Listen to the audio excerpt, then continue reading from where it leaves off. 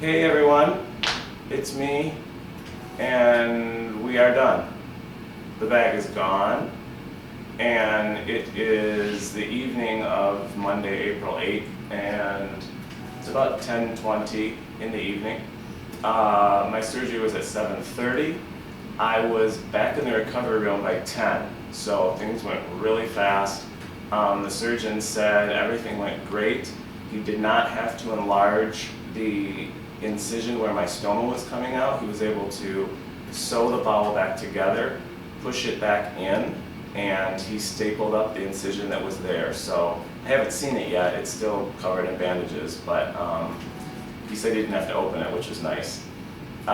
He also checked the sphincter muscle. I told you in the previous video during my pre-op that he tried to do a digital rectal assessment and thought that I was moderately constricted in that area, but he said today that when he tried to do that same procedure today that the muscle was open, so he was able to get his finger in. So he said what he did last time during the pre-op must have worked, and I shouldn't have any issues with that constricting or anything in the future, so that's good. What else? They started me on the PCA pump for pain, which is right here, and they actually started me on Dilaudid instead of morphine, which is what I asked for, because the morphine kind of made me in not such a great mood and didn't make me feel motivated to get up and walk around and stuff. So they started me on the pump about, I think, 1 o'clock in the recovery room, and since that time I've only used the pump 5 times. So the pain is much better. I don't think it's gone above a 3 on a scale of 0 to 10. My voice is really raspy because of the breathing tube from the anesthesia during the surgery, and I have cotton mouth again just because of the meds and the anesthesia, so that's why the voice sounds like it does.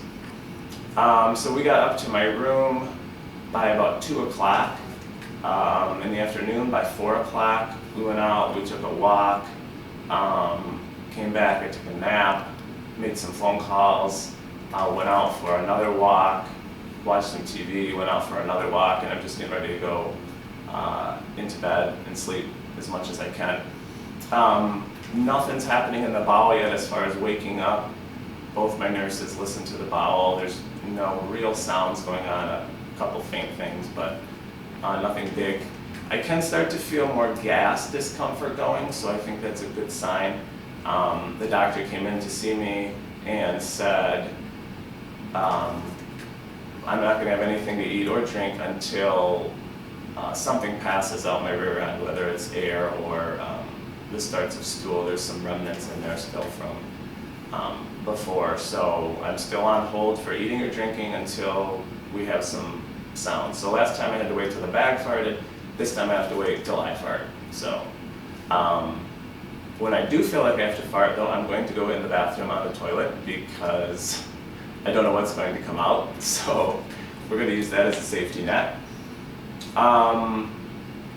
And once I start going to the bathroom again, things are going to be much more acidic. The output's more acidic.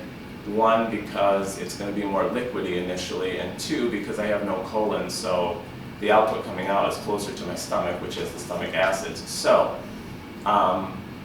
one of the things they recommend is this ointment called calmoseptine, which is a skin barrier, sort of like A&D ointment or diaper rash cream you might use for a baby, but it also has menthol in it to help with itching because you can start to get very itchy down in that area. So I've heard great things about it. So I have some of that, and then also I have wipes that I bought to use, so instead of toilet paper. And my buddy down in Atlanta, who I met online, who's having the same procedure done, or had it done, he is 2.5 weeks out from his takedown. He told me about this thing called the travel bidet, and that's what this is.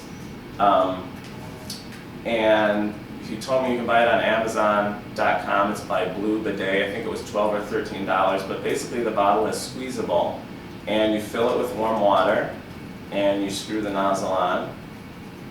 And the tip of this has holes in it, sort of like a shower head.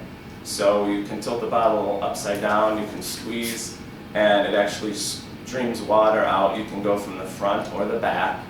But this is good because that way you don't have to be wiping so much, especially initially, and causing scratching and scraping on your rear end. So again, my buddy in Atlanta said, couldn't say enough about this, so I'm glad I got this. And, oh yes, one other thing. Because initially you can have some leaks, especially because the output tends to be more liquidy.